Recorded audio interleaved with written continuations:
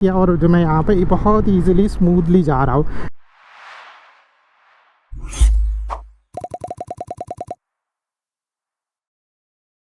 नमस्ते दोस्तों and welcome to our channel. कैसे आप लोग? आज इस वीडियो में मैं आप लोगों को सिर्फ 5 मिनट में सिखाने वाला हूँ कि बाइक आप लोग कैसे चला सकते हो, और वो भी एक एक्स्ट्रा यानी कि 360 व्यू के साथ। तो पहले तो हम लोग बात करते हैं अपने बाइक के कंट्रोल्स के बारे में। तो बाइक में कुछ कंट्रोल्स होते हैं जो मैं आप लोगों को एक एक करके एक्सप्लेन करता हूँ, और फिर जो है वो बाकी चीज़ों के बारे में बात करते हैं। तो पहला चीज़ जो है वो बाइक के अंदर आप लोगों को बाइक चलाने से पहले बाइक का ABCD सीखना पड़ेगा। ABCD यानी कि जो है वो एक्सेलरेशन, ब्रेक, क्लच एंड फिर जो है वो ये बाइक के गियर्स। तो अगर आप लोगों ने ये 4 चीज़ सीख लिया तो आप लोगों ने 90% बाइक चलाना सीख लिया। फिर उसके बाद बैलेंसिंग और प्रैक्टिकल चीज़ें आप लोग बाइक चलाते चलाते सीख सकते हो। तो हम लोग जो है वो यहाँ पर पहले जो है वो सारी चीज़ों के बारे में बात करते हैं।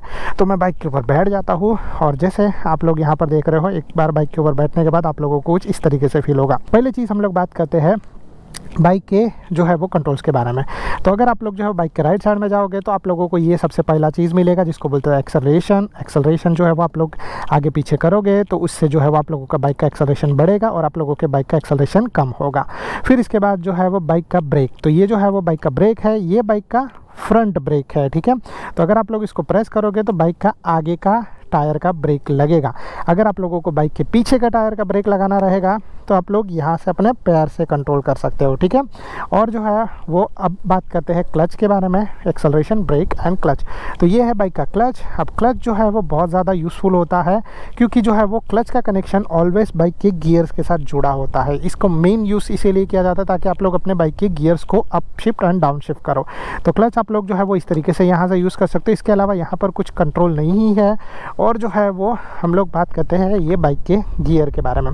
तो ये बाइक का गियर है। बाइक के अंदर जनरली जो है वो 4, 5 और 6 टॉप गियर्स आते हैं। मतलब चौथा टॉप गियर रहेगा, 5वां टॉप गियर रहेगा या फिर 6वां टॉप गियर रहेगा, डिपेंडिंग ऑन बाइक के आपके ये जो इंजन का कैपेसिटी कितना है। मेरे बाइक का इंजन का कैपेसिटी है 650 सीसी का, यानी कि ये जो है वो सुपर बाइक है। और सुपर बाइक के में यहाँ पर मेरे पास 6 गियर्स। तो बाइक के गियर्स बदलने के लिए आप लोगों को बस सिंपल ये चीज़ करना पड़ेगा। जैसे मैं आप लोगों को बता रहा हूँ, आप लोगों को जो है वो पहला न्यूट्रल और दूसरा न्यूट्रल यानी कि 0 गियर। तो अगर आप लोगों का बाइक न्यूट्रल गियर पे है यानी कि 0 गियर पे है, तो 0 से अगर आप लोगों को पहला गियर पे करना है तो आप लोगों को ऊपर से नीचे की ओर प्रेस करना पड़ेगा। जब आप ऊपर से नीचे की ओर प्रेस करोगे तो आप लोगों के बाइक का पहला गियर लग जाएगा। फिर आप लोगों को दूसरा गियर बदलने के लिए जो है वो नीचे से ऊपर की ओर करना है। अगर आप लोगों ने ये प्रेशर थोड़ा सा लाइट दिया तो आप लोगों का बाइक पहले से चला जाएगा न्यूट्रल यानी कि 0 गियर में। अगर आप लोगों ने थोड़ा सा ज़्यादा दिया तो आप लोगों का बाइक का गियर हो जाएगा दूसरा गियर। और ऑलवेज गियर बदलने के टाइम पे आप लोगों को ये क्लच तो प्रेस करना ही है। फिर अगर वापस आप लोगों को डाउन शिफ्ट करना है यानी कि कम करना है तो आप लोग ऊपर से नीचे की ओर बस प्रेस करते रहोगे तो आप लोगों के बाइक के गियर्स 6वां, 5वां, चौथा, तीसरा, दूसरा और या तो फिर न्यूट्रल या तो फिर जो है वो पहले गियर में आपका बाइक चला जाएगा।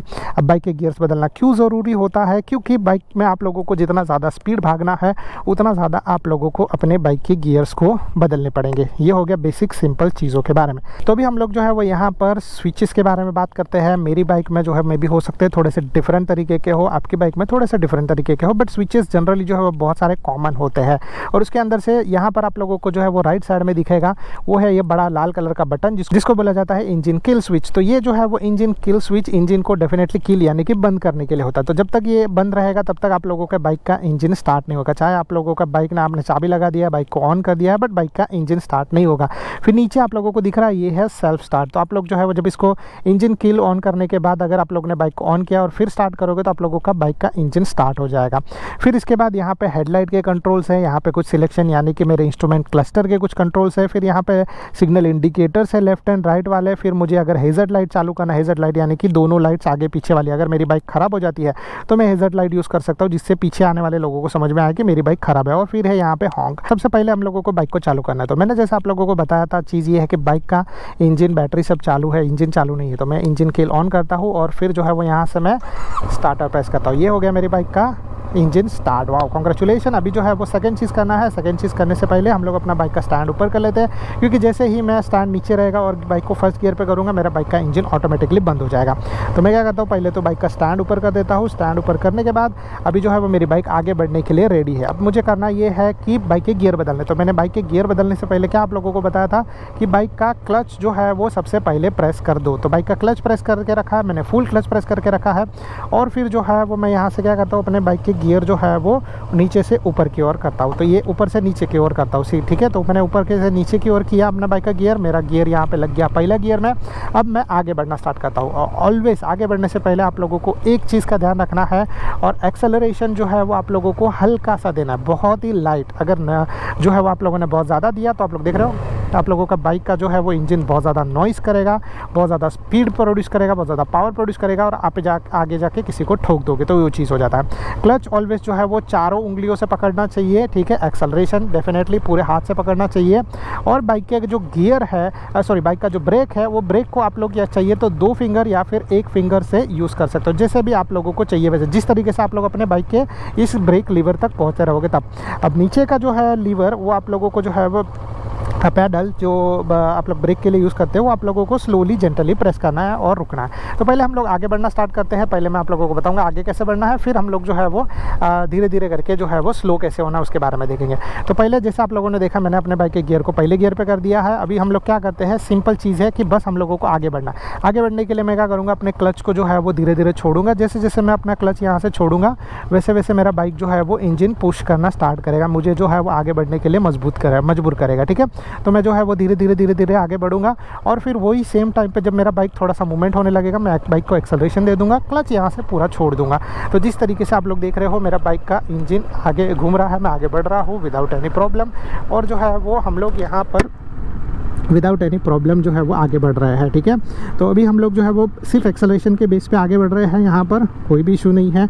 मैं अपने बाइक को इस तरीके से आगे बढ़ा सकता हूँ। अभी मुझे बाइक का गियर बदलना है। फॉर एग्जांपल इससे ज़्यादा स्पीड जाएगा नहीं, अगर मुझे इससे ज़्यादा स्पीड करना है तो डेफिनेटली मुझे जो है वो बाइक का गियर बदलना पड़ेगा।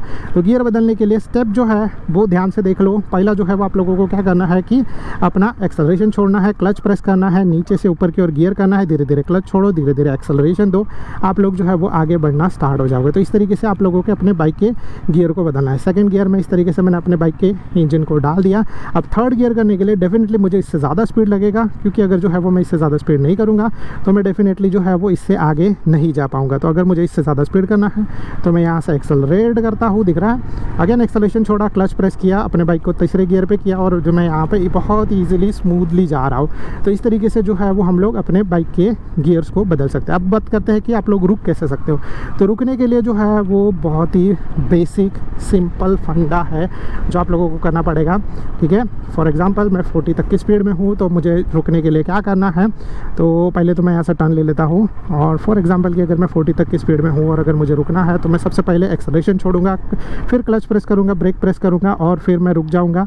और फिर रुकने के बाद चाहिए तो मैं अपने बाइक के जो गियर्स को एक साथ डाउन शिफ्ट कर सकता हूँ, या तो न्यूट्रल या तो इस पर। अगेन जो है मैं यहाँ से धीरे धीरे एक्सेलरेशन देता हूँ, धीरे धीरे क्लच छोड़ता हूँ, मैं आगे बढ़ना स्टार्ट हो जाऊँगा।